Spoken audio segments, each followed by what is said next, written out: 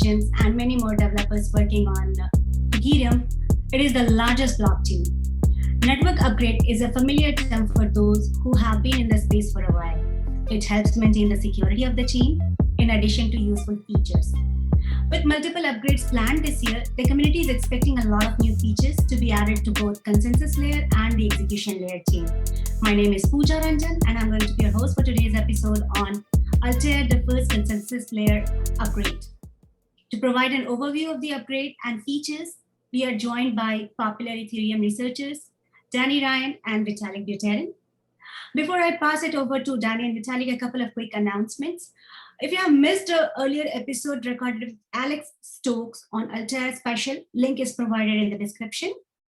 And the curators are also conducting a survey on Ethereum blockchain users and developers research to better understand the future requirement of client developers in terms of tools and documentation. Consider responding to the survey if you interact with Ethereum blockchain, run Ethereum 1.0 or 2.0 node, or otherwise contribute to blockchain technology in general. You may find the link in the description box. That's all for the announcement. With no more delay, let's welcome again Vitalik and Danny. We had you in earlier episodes talking about different proposals. It's a pleasure to have you together to learn about consensus layer upgrade Altair. Ready to peep in? Great. Thank you for the intro. I'm going to get us started off with some slides and some of the features that we're talking about today, and then I'll turn it over to Vitalik. And if Vitalik has anything to chime in throughout, please. I will shamelessly interrupt you. Sweet. Okay, cool. I'm going to share my screen and we will go ahead and get started. Great.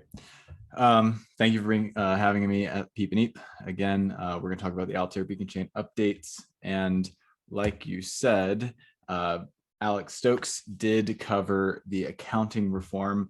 I highly recommend checking that out. I put this tiny URL right there if you want to snag it. I also put this picture of an accountant having a miserable time but we're trying to make his job better.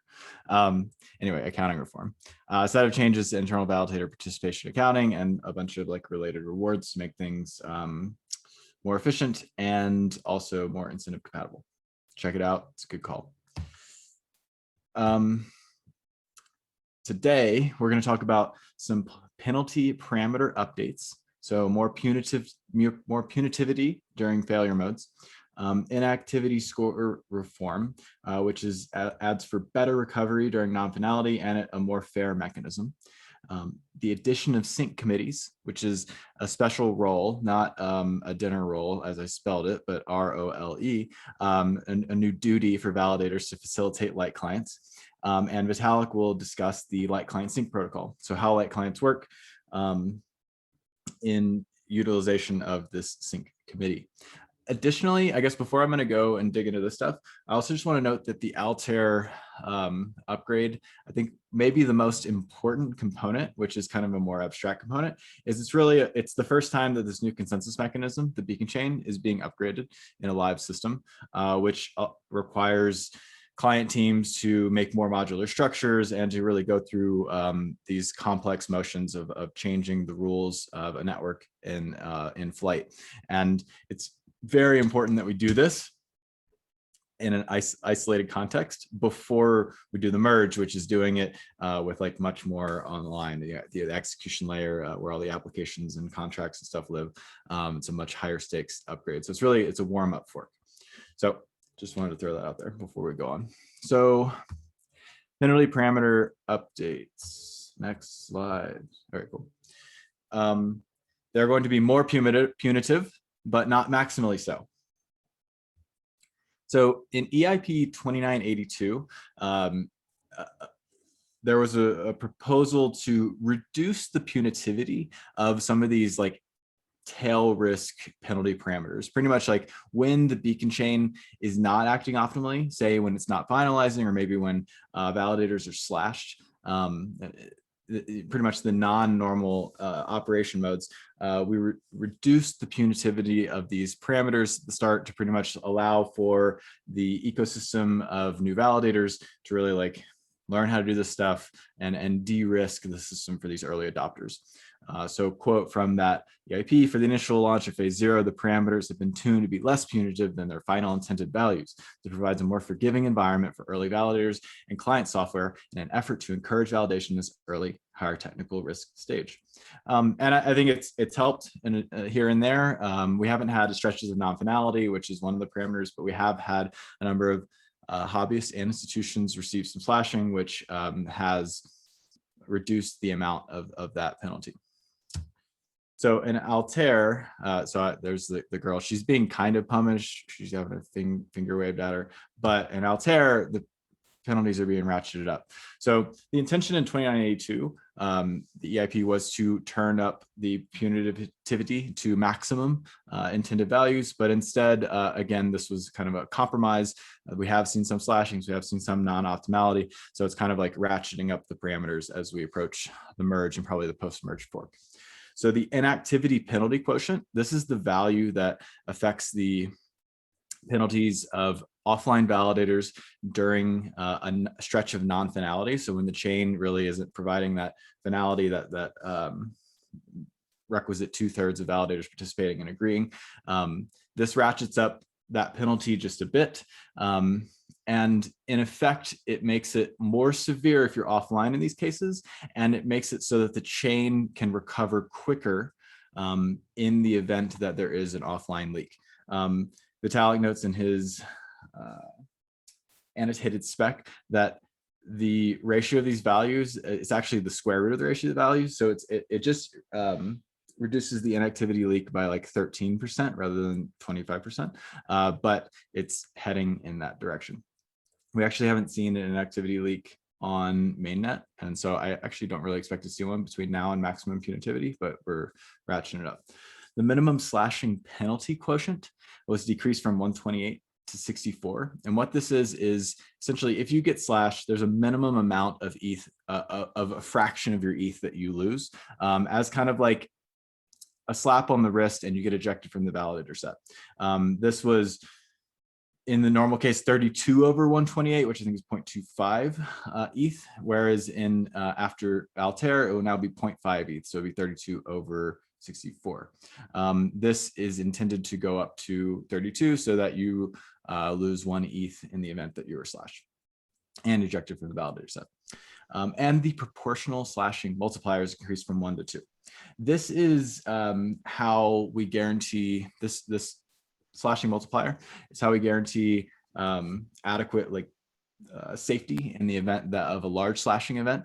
So the amount that you're slashed is this initial slashing penalty quotient plus an additional penalty in relation to the proportion of other validators that have been slashed in a similar time period. At Genesis, this is 1. So if 10% of the validators were slashed in the past couple of weeks, and you were slashed, you would lose 10% of your value. Whereas if it was 80% of the validators were slashed, you 80% of your value. Now that's times 2, so it's 20%. So if 10% of the validators are slashed, you would lose 20% of your stake. And this means that if you're maximally punished now if 50% of the validators at any time are slashed. The intended value in the long term is 3, so that if 1/3 of the validators are slashed, they are maximally punished, so they get all of their capital burned. And this is because that is the minimum required amount to create a network fault. Even though realistically, I think if a network fault was created, it might be a higher number than that. So, but it's moving in that direction. So really simple change. These are the addition of 3 constants and the utilization of those new 3 constants throughout, rather than the replacement of the values of the old constants. But you can check out the spec if you want to look into it more. Are there any questions on that? I'll stop after each section in case, because they're kind of unrelated sections, so I might as well just take questions now. Okay, sure. What does this mean for people who are staking at home? Which means that they might, especially like hobbyists who don't necessarily have backups in case of power and things like that. Right. So I would venture to say over 90% of slashings, maybe over 95% of slashings that we've seen on mainnet are actually due to institutional players having way too sophisticated of setups. Like they're trying to do extra redundancy and having double signing by accident. We have seen a small number of validators at home do redundancy setups and get double sign. And so this would increase the severity of if you decide to get clever or you mess up somewhere in like your cloud deploy and you deploy to 2 clouds or something by accident, in that you would likely lose 0.5 ETH instead of 0.25 ETH, and you get ejected from the validator set. As long as that fault is not correlated, this third point, the proportional slashing multiplier, really isn't going to affect the home validator. I really think it's this middle point that would the most affect the home validator. But I do want to augment that with one, we've seen fewer and fewer home validator slashings. I think the education on that front has been really good. We've continued to see institutional players get slashed. We actually saw a slashing today with an institutional player that used a highly sophisticated, when I say highly sophisticated, I mean overly complicated redundancy setup that caused them to double sign. And so we will see potential issues with that. They'll lose a little bit more ETH. Hopefully it's more disincentive there.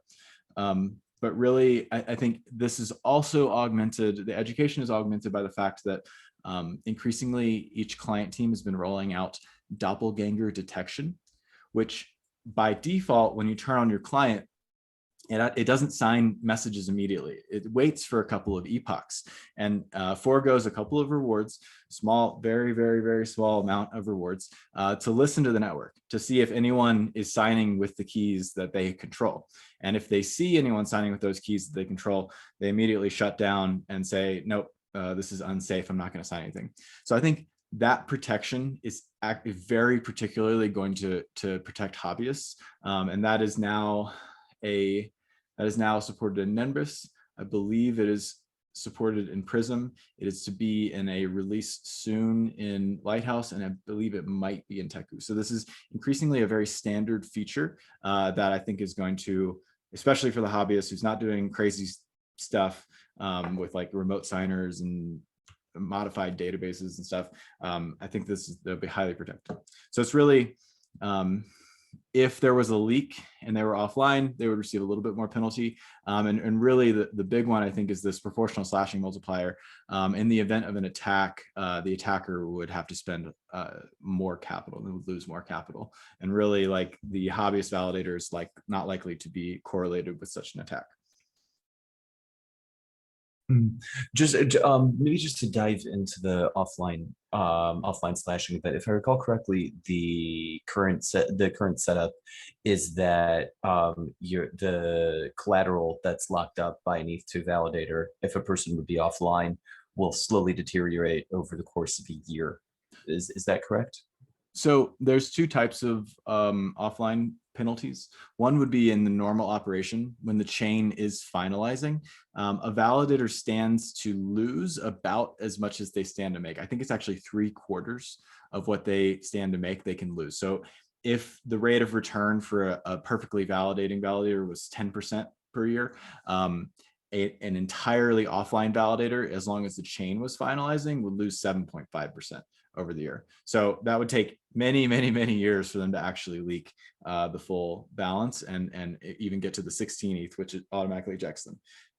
This penalty quotient is related to when the chain is not finalizing.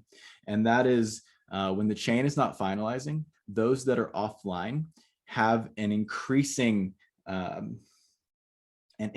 penalty, such that the chain can kind of self-heal over time, such that the offline validators that are offline for like a week or even 2 weeks begin to lose an increasing amount of their balance, so that the online portion can become a majority and begin to finalize again. And so this constant is in relation to that kind of failure mode, in a sense, that the chain is consistently not finalizing. This dictates the growth of that penalty. And so in the normal mode, the hobbyist this does not affect their rewards and penalties, and they could still be offline for even half a year and really not lose that much money.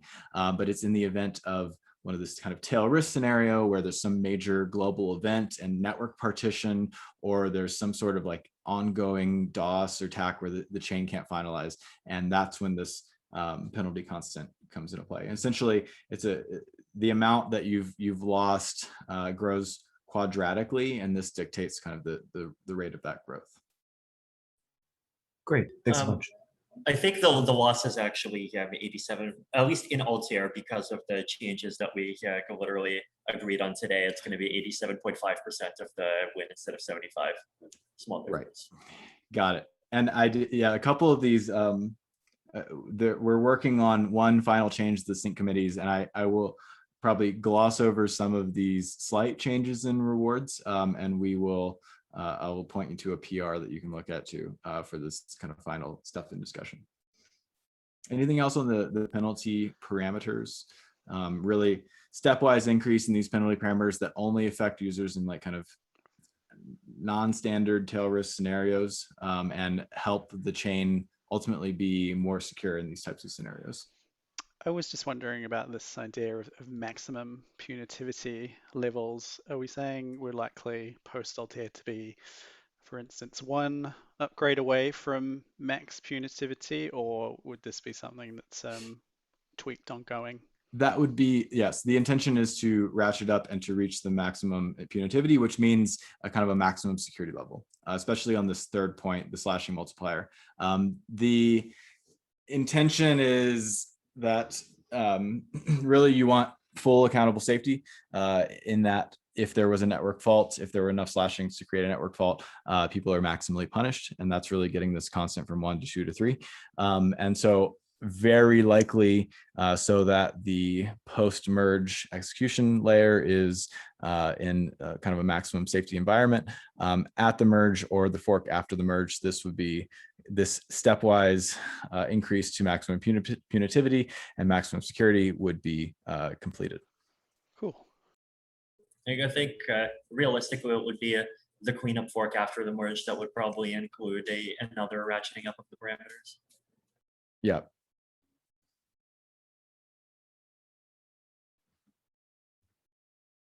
Cool. I am going to continue. Thank you. So inactivity score reform. We kind of talked a little bit about this mechanism, and there's been some cleanups to allow for this to actually have a better recovery and for it to be more fair. So in phase 0, really there was one score fits all, and this led to a couple of negative scenarios in that it could lead to a choppy recovery, which we actually saw on a testnet. And I can talk a little bit about that. And it punished semi-online validators relatively unfairly. And so this makes it so it's actually related to how well you're actually doing. And it really was related to this one function, get finality delay. It pretty much, if it wasn't finalizing, it would see how long it has been finalizing and punish all validators who are offline, same based off of that relative, even not really remembering if maybe the epoch before they were doing well or the epoch next they were doing well. And I just put a picture of fire because you get too close to that thing and everyone gets burned.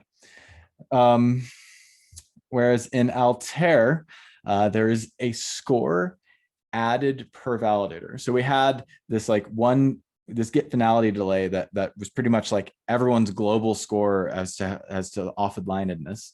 And now we get a score per validator. So pretty much we're tracking on a per validator basis in a single array, a single list. So there's a single integer per value, per validator, tracking how well during this inactivity leak they have been performing. So if they're totally offline, they perform in a very similar way to today because they get their score is essentially the finality delay. If they're totally online, they score very similar to today because they shouldn't really lose anything because they're operating optimally. But if you're in the middle somewhere where you've been online here and there, the individual score of the validator then is more tailored to them. And what happens here is you get less chance of a finality flip-flop, which again I'll talk about in a second. And you get a more fair penalty related to the individual validator offlinedness. I found this cool image with a quote from Bill Gates. It said, "Life is not fair, get used to it, but life's a little bit more fair after Altair." So I want to talk about, there was, if you were following the ETH2, I think this was the Madasha testnet. I'm not 100% sure, but I think it was the Madasha testnet. We had this extended validator leak where a number of validators had turned their nodes offline. And we saw essentially what's supposed to happen there is that the offline validators increasingly become a smaller percentage of the network at an accelerating rate, whereas the online validators become a larger percent of the network at an accelerating rate until they become 2/3 and are able to finalize again. The problem with this mechanism, and especially when you're dealing with a global leak constant, is that the global leak constant, all of a sudden, it forgets that it was in a leak. And so it resets to 0. Once you finalize, you're all of a sudden at 0 again. And what happens here is very likely, if you've leaked back to finality, you're at 2/3. You're at this 2/3 threshold. And so it's very easy to fall off and fall into a leak again. But the validators that maybe are responsible for that leak at that moment, because it forgot the magnitude of the prior leak, it kind of starts at 0. And so it can kind of flip-flop between finality and non-finality and make it very difficult to make progress. And so this mechanism also has a memory. And so that even though we say we didn't finalize for 200 epochs, then we finalize for 1, if we go back into non-finality, we're pretty much in a similar space with respect to punitivity and can kind of continue the leak from where we were. Obviously, if you were finalizing for 10 epochs, and you kind of grow out of that punitivity domain and then jump back in, but it still has somewhat of a memory. So I didn't end up writing like the nitty gritty mechanics of how this works, but essentially if we're in a leak, so we're not finalizing, and I am not participating, my leak score grows by 4 at each epoch. If we're in a leak and we are fine, and if we're in a leak and I'm not participating and I am participating, my leak loses by 1. And so essentially my leak score grows 4 times faster than my leak score would degrade. And what we have here is Vitalik created this nice little graph. I think it gives you a nice intuition for what's happening. Before any of these modifications, you have this, like, the leak is constantly growing. So the score, the amount of penalty for offline validators is constantly growing. And so if you're offline the entire time, you keep having this increased penalty, and the amount of your total, the amount that you've leaked entirely is the area under this curve. And so this nice triangle. The weird thing was, though, when you had individual leak score, when you didn't have individual leak scores, if I was a validator and I was only offline for, say, this stretch right here, and I was online here and I was online here, I'm going to lose this entire area under this curve, even though I've been doing my job like pretty well before and after. And so it's kind of unfair in terms of punitiveness. And so this graph shows us a number of different validators and how they perform during this leak, and helps us get an intuition for the difference in how this mechanism now works. So the offline validator before and after this mechanism pretty much just loses a lot of money. We'll go till the leak resumes. So, you know, they lose this entire area under this curve. This guy, like I said, this, we call that maroon, purple. He was temporarily offline for this nice stretch right here. In the event that you have, you don't have the per validator leak values, he would have lost all of this value. So the area under this green stretch right here. But instead, what happens is his leak score was 0 until then. So he really just starts his personal leak, his personal journey into the fire. And he loses this amount. And then he comes back online, his leak score starts degrading, and he loses this amount. So much less. He actually doesn't lose the trapezoid because you only leak when you're actually offline. So he only loses the trapezoid. Correct. So what's happening? Yeah, you only leak when you're offline. So he actually doesn't leak during this amount, but if at this point he started leaking again, there's the memory. So say he leaked from this point until this point.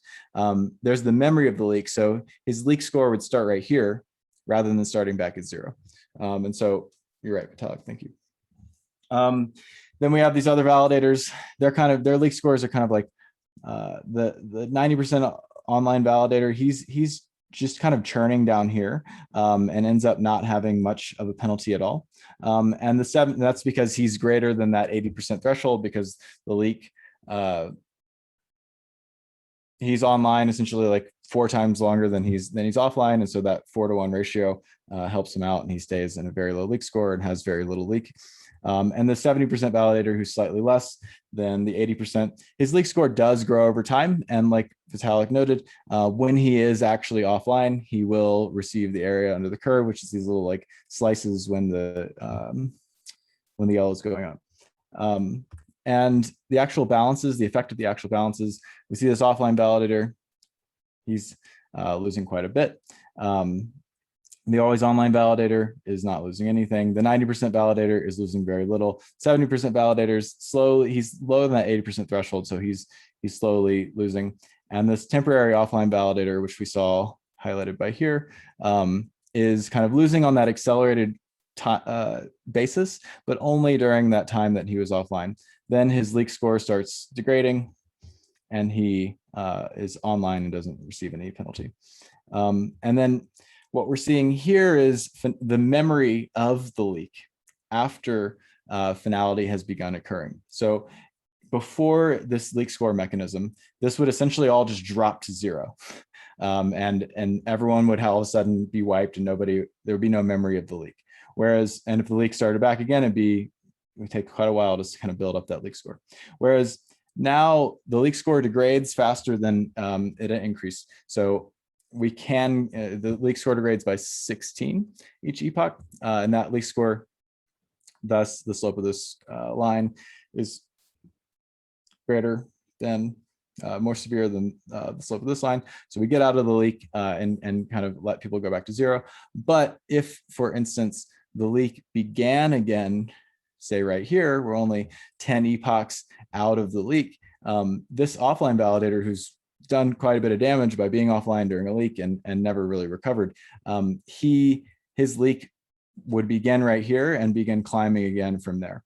And so what that does is, even if you have some of these flip-flop scenarios, those offline validators that are causing those flip-flop scenarios end up having their balance continue to be penalized at a growing rate, which helps prevent these scenarios where you end up in a kind of like these poor equilibriums between finality and non-finality. Let's see. So there are a few modifications to the consensus structures to get this done. One is the inactivity scores list is added to the beacon state. This is an unsigned integer per validator that just keeps track of this leak score we've been talking about. All starts at 0 and grows from there if there is a leak. We modify the penalty calculations. So get inactivity penalty deltas is based on the inactivity scores list instead of that like global inactivity calculation that I showed a few slides ago. And there's this one other function added to process epoch. So it happens every epoch, which processes the inactivity updates. What that does is it just goes through, it sees if there is a leak and you were participating, then your leak score goes down just a little bit. If there was a leak and you weren't participating, your leak score goes up by 4. And if we are finalizing, everyone's leak score goes down by 16. So it does just kind of like the end of epoch accounting to adjust everyone's score based off of the state of the chain and the state of their activity. Pretty simple function, but the kind of the crux of this mechanism. So not too many modifications, the addition of this, and a modification of this function. Cool. Any questions? I know that was a relatively complex, difficult to explain mechanism. I do recommend the viewers to check out Vitalik's annotated spec. He does a really good job with digging into this mechanism and digging into those graphs a little bit more. But I'd love to take some questions right now if you have any. Cool. And a new duty, sync committees. This enables Lightclients as a first-class citizen. So validator duties. Validator duties are really our basic building blocks for mechanism design. We have these consensus entities called validators, and we essentially tell them the protocol tells them to do things at various times and for rewards and various penalties. In phase 0, there's a small number of duties: block proposal and block, that's not a word, attestatings, block attestings or block attestations. And really that allows for the core building of the beacon chain and allows for finality and other nice things. And to add functionality to the beacon chain, we add new duties. So in sharding, this would be duties with respect to building and securing shards. But with this, to enable light clients, we essentially have created a what's called a sync committee that does a few small things that enable light clients as a first-class citizen. So we have some new and modified duties. The first is the sync committee signing. If I'm in a sync committee, at every slot that I'm assigned in a sync committee, I check what the head of the beacon chain is. I sign a small message that just says the head of the beacon chain is this by signing the beacon root, and I broadcast that. An additional role to some of those validators in the sync committee is to do sync committee aggregation. And so a subset of this committee is selected to aggregate and rebroadcast their best aggregate that they can create. And this is very similar to attestation aggregation. It uses sub networks on the P2P graph, and it has a few validators that listen to messages of similar type, bundle them together with BLS aggregation, and send them to a global channel. And then sync aggregate inclusion. Each beacon proposer is allowed to include one sync aggregate, which is pretty much the best aggregate message that signed the previous block. The proposers watch for the best aggregate from the prior slot for inclusion to maximize their reward, and those validators that from the sync committee that get included are rewarded. There's a PR open right now. I think it's maybe 2453. I might be slightly off, but it's a PR from Vitalik. Potuz, a contributor, noticed that there were some not so nice asymmetries in the way validators are rewarded for this duty, and that the duty was probably rewarded too much. So there are some small modifications going into the next alpha release of Altair that change the way that these duties are rewarded, but the core of it really is there's a small reward for participation. If I get included in the next block, I get a small reward, and the proposer who is able to include me in the next block gets a small reward. And so it makes up a fraction of my total expected reward as a sync committee member, and makes up a fraction of the total expected reward for the proposer as part of their proposer duty. The actual core of those mechanisms and the kind of the ratio between these different things and what is rewarded and penalized is in very active discussion, and something is likely to be merged today or tomorrow based off of that. So I kind of left out some of those details here, nor do I think they're very important for the high level understanding of this. As a, so there are a few modifications to the consensus structures. There's the addition of this sync aggregate to the beacon block body. So we have beacon blocks and we have the body of those messages. And there's the sync aggregate that goes in there, and it's really just a bit field. So it's who participated. This is very similar to attestations, who participated, and then it's a BLS signature, which is just a bunch of bytes that can be verified that those people actually participated and signed that message. There's the addition of the sync committee into the beacon state. So the next and current sync committee is added to the beacon state.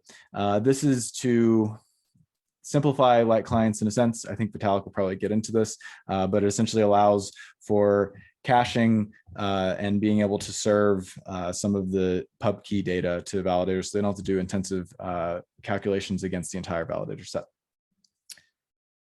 We process sync committees, so we add process sync committee to the function process block. So every time a block comes in, there's this additional function that runs, and it's pretty much validating this sync aggregate payload. So it's saying, okay, who participated?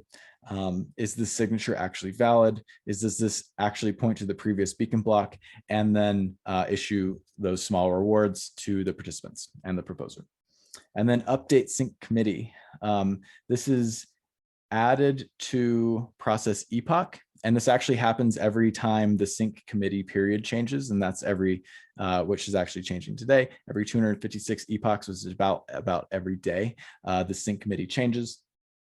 And what happens is the next committee data structure gets put into the current committee data structure because it's now the current, and the next committee for the next epoch, next period, sync committee period, is calculated and embedded. And that's kind of the core of the consensus changes here. It's really fairly simple on the consensus changes. It's really the core of it is reusing some of the similar attestation structures and duties on the P2P layer, and kind of making sure that the validator client, the complexity really lies in the validator client, like requesting duties, making sure they're signing things and broadcasting things and aggregating. But most of it really is reutilizing structures that have been very refined for the attestation duties, because it looks very similar to the attestation duty. Okay, that's the core of the consensus changes related to those things. Just threw this out here. The annotated spec is a really, really great resource that Vitalik's been working on. Here's a link to that. The ETH R&D Discord, we're always hanging out, talking about all these things. I'm on Twitter, and now Vitalik is going to talk to us about Lightclient Sync Protocol. I'm happy to move. I'll put my slides up. Excellent. Okay, so the Lightclient Sync protocol. Okay, there we go. Full screen it. Okay, so basically, so this is the mechanism by which we light clients are going to sync. So just have the full diagram here, and I'll go through the diagram piece by piece.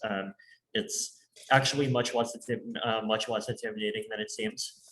So I guess to kind of start off from a high level, the goal of this mechanism, right, is that you have clients that are assumed to have like very low computational capacity, so they don't have like large percentages of a CPU, they don't have a large amount of storage, and you cannot even reasonably expect them to have more than like a very tiny amount of bandwidth, right? So like expected use cases of this would include wallets inside of mobile phones, which currently pretty much I'll just talk to Infura, or talk to like some like a local alternative to Infura. They include in-browser wallets like MetaMask, and potentially they even the most radical thing that this includes is light clients that are smart contracts inside of other blockchains. So this is if he wants to make bridges to Ethereum from other systems. So the goal is just like very tight resource constraints, right? And we'll talk about what how much resources this Lightclient protocol actually requires. So first, we'll start off by talking about how the Lightclient keeps track of finalized blocks. And then at the end, we'll also get to kind of some ideas for how this can be extended, and you can so the Lightclient can have a kind of faster response time and also get blocks that have not been finalized, right? So the way that define the protocol is kind of inductively, right? So we assume the client knows some block header, and this is just a block header, so it's a couple hundred bytes. And the task of the Lightclient is to learn a correct block header for a future block, right? And here we're going to say n plus 16,384 slots, which corresponds to 512 epochs. Actually, with the Altair change, this probably should go down to 8192. You would only be able to skip one day forward at a time. But basically, he wants to learn a future block header, right? So you just want the ability to hop ahead. And if you have this ability to hop ahead, then you have the ability to kind of keep on validating new block headers and stay up to sync with the chain. The way that a Lightclient would start is it would probably start from a weak subjectivity checkpoint. So basically the way that any node starts from some points in the past that they get from some third-party source outside of the protocol. And so now all that's left is to kind of define what this process of going from this to this it looks like, right? So inside of the block headers, we commit to the sync committees, right? So there's inside the block header, there's a state root, and inside of the state, you have the current sync committee and the next sync committee. So these sync committees are sets of 512 validators. And importantly, this object inside the state, it doesn't just store the indices, it directly stores their public keys, right? So if you just verify this one Merkle branch, then you can grab either the current sync committee or the next sync committee, or just both, and you will be able to like just download this the appropriate sync committee. You'll pick one of these two depending on whether or not the new block header that you're trying to get is part of the next sync committee period or still part of the current sync committee period. So each of these committees has 512 validators of 48 bytes each. So 512 times 48, that's 24,576 bytes. So 24K plus a little more for the Merkle branch, plus a little more for the header. And then when you have the sync committee, you basically have the public keys that you would be able to verify these sync signatures against, right? So as Danny mentioned, where there's this mechanism where the sync committee members are supposed to publish signatures every slot of the next or of the what they consider to be the most recent block header, or the most recent block header that's kind of at the head of the chain. And so they make signatures, and the block proposer aggregates them, but like really anyone on the network can aggregate them. You can make an aggregate signature, and an aggregate signature would also come with a participation bit field that just says like out of these participants who actually participated. So if you have the participation bit field, then you can extract the subset of the sync committee that participated, and then you just do like a standard signature verification algorithm. So this is an aggregate signature of this header, and so you verify the signature against the set of public keys that actually participated, and then the message that's being signed just is the root of the block header. So if the signature verifies, then you know that the sync committee actually did sign over this block header root. So now you've authenticated the block header root. Now, if you want to get a block header that is actually known to be finalized, then, or at least like that is known to be finalized conditional on this assumption that at least 2/3 of the sync committee is honest, then you basically you would grab a Merkle branch from this header, right? From the and then that into that Merkle branch, you would walk in and you would grab the finalized checkpoint, right? The finalized checkpoint is basically the most recent finalized block that's saved in the state. And then from that finalized checkpoint, that includes a block header hash, and so you would be able to grab a block header that's like 2 epochs older than this block header, but that actually is like guaranteed to be finalized, and so like that can't be reverted, right? So like just for simplicity purposes, this particular kind of Lightclient mechanism, it's tracking finalized blocks just so that like this mechanic doesn't have to contain any kind of fortress rule. It does not contain any kind of possibility of reverting, right? So it just like so far this is going to lag kind of 2 epochs behind the head of the chain, but it's not going to revert unless there's some really terrible attack. And if there's a really terrible attack, then you probably want to like go in and revert manually. So this is a lot of information. Just recapping, you have the header. Step 1, you grab the sync committee by Merkle verifying it against the header. Step 2, you grab the signature of the future header, and you verify the sync committee, or you verify the signature against the sync committee and against the header. So now you've verified this header, and then step 3, from this header, you kind of walk back a bit and you get the finalized header. Okay, perfect. Just going through a couple of nuances. So first of all, like one nuance is like, why do you commit to both the current sync committee and the next sync committee? And so sync committee periods are 256 epochs long, and basically the reason you need both is because this newer block could be in the same period, or it could be in the next period, and so you have to cover both cases. If you want to skip ahead more than one period, then you need to like perform this updating procedure multiple times. So you need a chain of updates. And then the second question is like, well, in reality, where do you actually get this information? So I think the way that that it's being designed, or at least spec'd in Altair right now, is that we have this object called a Lightclient update, and a Lightclient update just contains everything, right? So the Lightclient update contains the sync committee, it contains the branch, It contains the aggregate signature, it contains the bit field, it contains this header, it contains the Merkle branch from this header to the finalized header, it contains the finalized header. So it just like grabs all the information that you need to verify, and it just like puts it into one single package. And then the light clients can just perform all of the verification steps on that one package, right? So like there isn't any kind of multi-round network access protocol. It's just the light client asks for a thing, the light client gets a thing.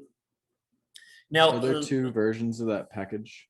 One that has all the pub keys because it's a new period, and then one that assumes you already had the pub keys? Right, so technically there's one format, but like within the format, you have the right to, like, it can be valid for the committee to be empty, or it can be valid for the committee to be an actual committee.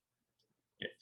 Right, because it's never actually going to Merkle proof to you the current SIG committee, because there's an assumption that if you as a light client already have this header, then you've already run through this procedure, and so the last time you ran through this procedure, it should have given you the committee, but if it's but yes, and basically there is a next sync committee field, and it's either like it's required to be either empty or full, depending on like whether or not the new header is actually newer. So where do you get, then there's the question of like, well, where do you get the signatures? So there's two answers to this. One of them is, and this is the question for the light server, right? So for the full node that actually packages up these light client updates and gives them to light clients. Also, so another note that the light client servers do not have to be trusted, though the light clients should connect to multiple flow nodes to ensure aliveness through redundancy. And so if one of them like tries to block out certain information, then the client can still get it from the other servers. Basically, so you can either get the light client signatures from the block header, right? So the light client signatures are required to be included in the block header if he wants to get the reward for them. But also nodes could just get the signatures directly from the peer-to-peer network if they want to like get the information faster, or they wants to use the peer-to-peer network. But what the other thing they could do is they could grab signatures from the block header, and then if they also see other signatures in the peer-to-peer network that like add on even more, they could just add them on themselves, right? So this is kind of like this part is fairly free form for the light client server. It can be implemented in any of different ways, but the light client server should just be striving to, balance between providing all of the signatures that they can find and providing them in a timely manner. Okay, so quick pause here. Could a light client also listen to the block gossip and then also listen to these light client aggregate channels and update themselves? They can, but they don't have to, right? So far this is designed in such a way that the light client does not have to have any kind of peer-to-peer code. The light client just has to have like a list of IP addresses of servers. But if desired, like you could have a subnet for light client updates. Are full nodes required to provide access to light clients, or is that also optional? I think undetermined at this point. So far the spec does not include like an RPC for light client updates. So I guess as the spec is written today, there's no requirement for full clients to provide them, but like that's all up to negotiation. I don't remember all of the light client conversation for the on the regular ETH1 clients, but I seem to recall there was an issue there that people didn't necessarily want to give up resources to light clients. Was that a problem? Yeah. That definitely was a problem, and so Piper's team is like now working on the portal network, right, which is basically a different approach to that makes it more easy for nodes to have part of the state and serve each other. One really important kind of note on that whole topic is that light clients need full nodes or the rest of the network for two different tasks. One of them is learning what the correct block headers are, and the second is, given correct block headers, get Merkle branches for all the state that they want to access. And this whole protocol so far is handling only the first, right? So For the second, like a different protocol would be required, and the first is not very intensive, right? The first is like only a couple of kilobytes. It's O of 1 data, but the second is so actually getting the Merkle branches, like that's something that could be more intensive, and so I could see like so far this doesn't solve like that fundamental problem in ETH1 that prevented like clients from being served very easily, but like Piper's work can be very easily adapted to to that same problem in the Beacon chain context. Yeah, the portal network would essentially, like, you can think of a P2P network becomes the light client server, ideally.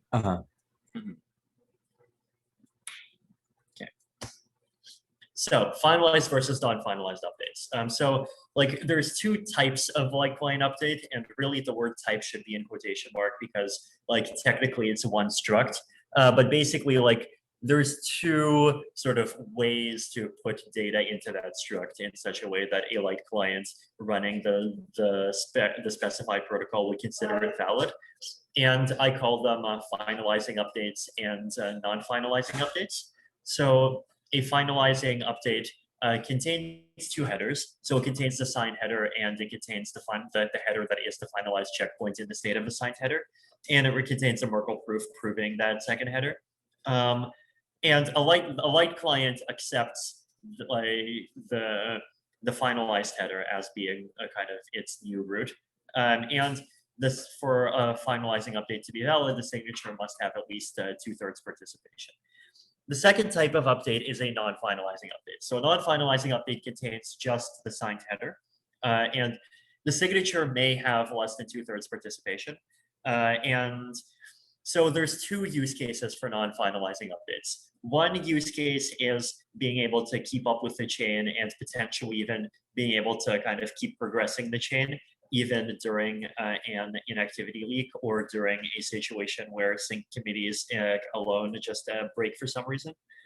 And the second use case is you want non-finalizing updates so that a light client can learn of blocks that are less than 2 epochs old, right? So blocks that are less than 2 epochs old have to be handled differently because it's important to learn them, but there is at least theoretically the possibility that they get reverted. And so the light clients will not accept a block that recent as its new root, right? Because it's not finalized. So light clients store, the way it's currently specified, light clients store the best known finalized header. So there's a field in the light client store, I think it's just called header, and that's the header that they kind of currently accept as being the one that they know about.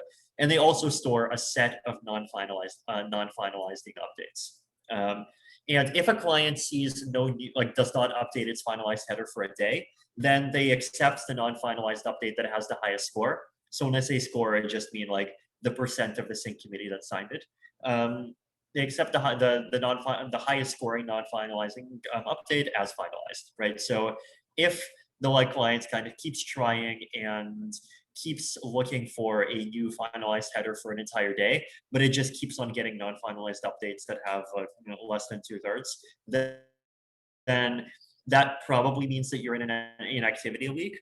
And then after the day, the light clients just grabs the header with the highest score, and that just allows the light clients to keep progressing even during an inactivity leak. So another kind of optional feature thing, this is not part of the spec currently, but this is something that light clients are totally able to do. This is just purely a client-side calculation, which is if a light client wants to get information about a very recent block, which he wants to do, right? Like people wants to learn about things that happened recently, basically, or under conditions of non-finalization. Light clients can use their store of non-finalized updates to try to compute the head, right? So the way that there's different possibilities for how to design this algorithm, but like one simple one is to kind of what I call the recursive highest scoring descendant rule. So basically, like you could look for blocks that have the highest score, so meaning the highest percentage of the sync committee participating in them, and then if you get a message, and then you could potentially kind of do this hopping multiple times, right? So like if you see a block over here and it's got 60%, and then you see a block over here, and like say the parent of this block actually is this block, then you could accept, like you would accept this block as being the head because, well, this block over here has 25%, the other block has 10%, and so it's clearly kind of the better child of the one that has 60%, right? So like these are things that like clients can do a kind of client side to try to figure out like what the very most recent block is. There isn't a fully a formalized spec of this yet, but this is the sort of thing that is a kind of freely up to like client experimentation. Like theoretically, different clients could even do it in different ways, right? Because it's just purely a computation that you do locally. So like these are like basically if you want to get block headers that are more recent than 2 epochs, then like you could kind of look and sort through the information that you have in your non-finalized updates. You could even ask clients or like client servers to give you more non-finalized updates, and that's the way that you can get the most recent blocks. Okay. Vitalik, so, what were those weights exactly? What were those weights? Yeah. Which ones here? Like what? Yeah. How are those weights being calculated? Like how did? Oh, sorry. That when I talk about like weights or scores, I just mean the percent of the sync committee that participated in a signature of that particular header. Okay. So like this is just an example, right? Like if you have this sort of situation where you get these blocks, and then like this one has 10%, and like if you just look at these two, then like it looks like 15 is more than 10, but then over here, like really you have a descendant that has more. The reason why you don't add is basically because like these are all ultimately generally going to be from the same sync committee, and so there's no point in like adding 2 signatures from the same participants, right? So you just like look for the one that has the highest representation. Got it. Okay. So yeah, any questions? There was one I have that's a little bit tangential. You mentioned it very briefly, that there's discussion about using light clients and actually embedding them in smart contracts. You mentioned potentially using them in smart contracts on other chains. Would they also be able to be embedded inside the chain to give a smart contract awareness of the block state, like what block it is or how many blocks have passed?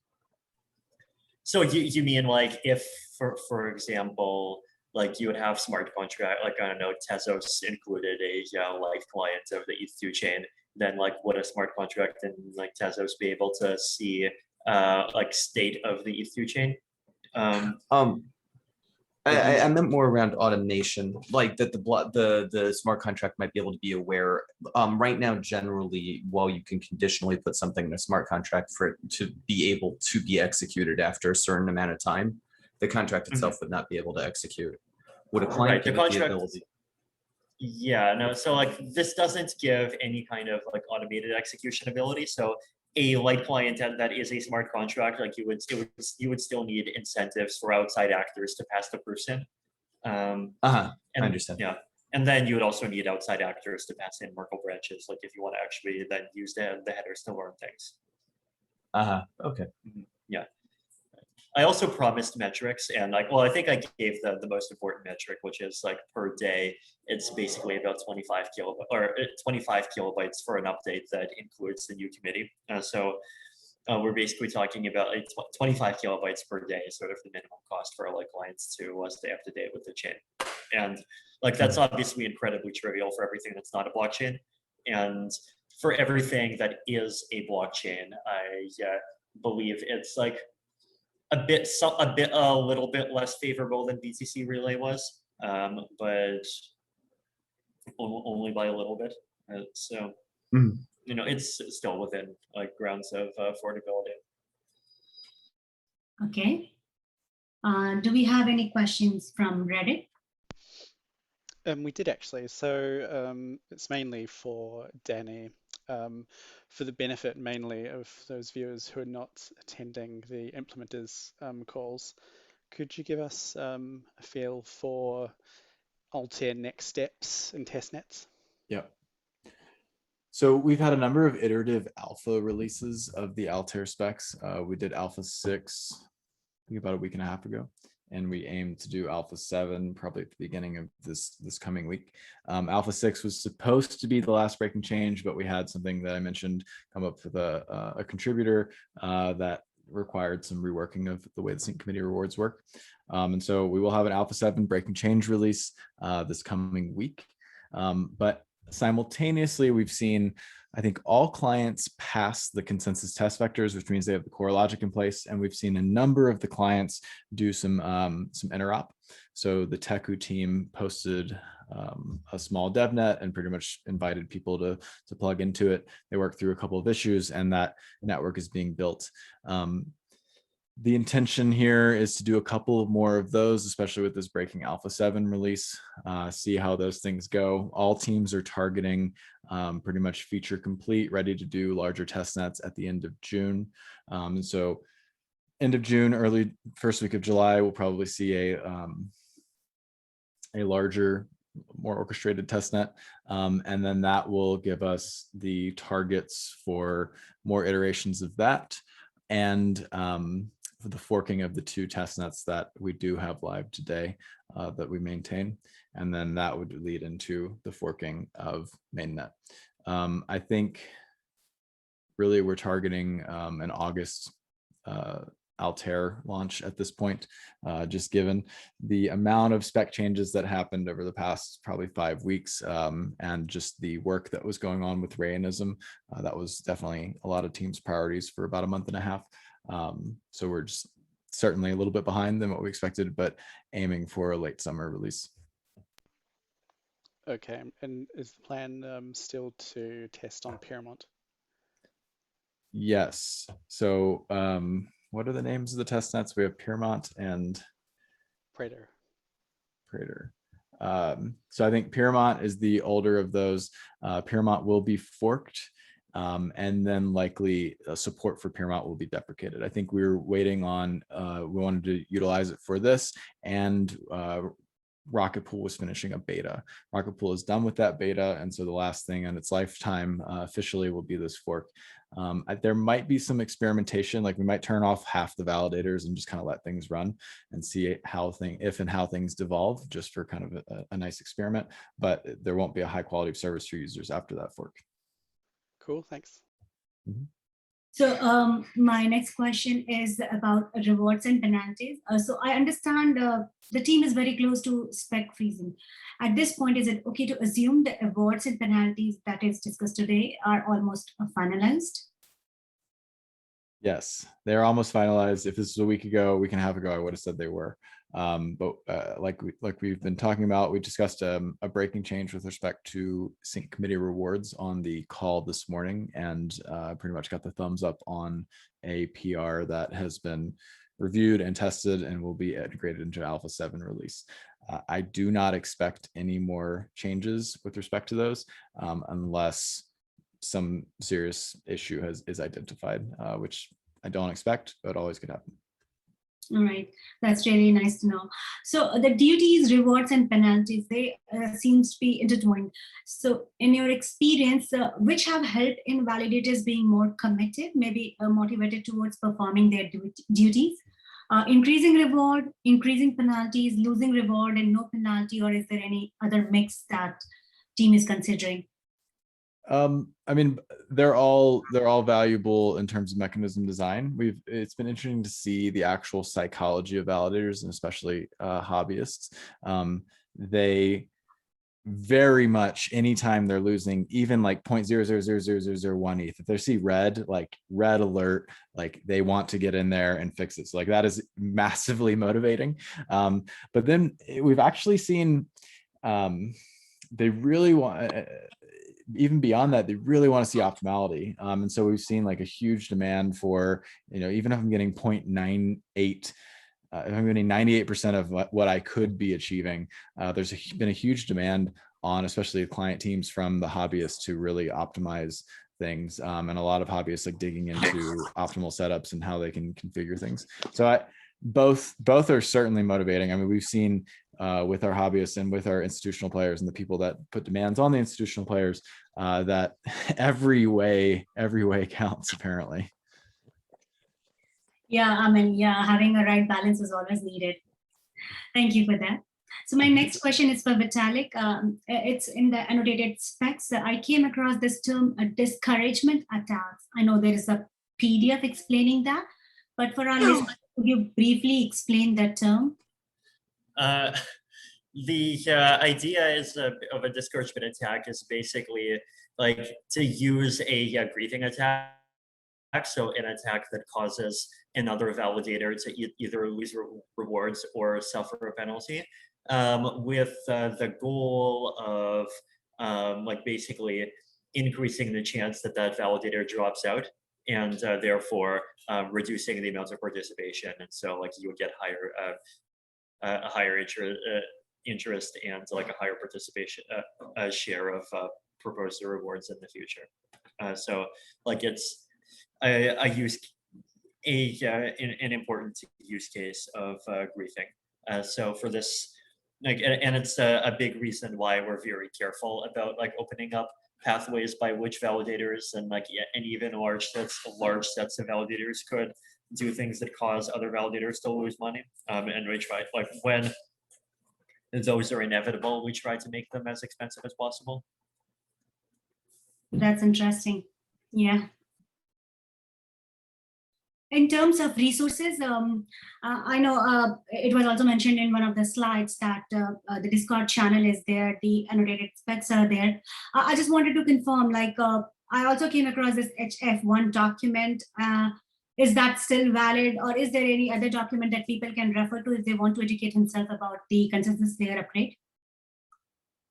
HF1 document was kind of a working document before we hit the specs. And so some of the high level intention discussed there, I think it is still valid, but I think most of it now is covered in the specs and in Vitalik's annotated spec. I think those are probably the best resources at this point.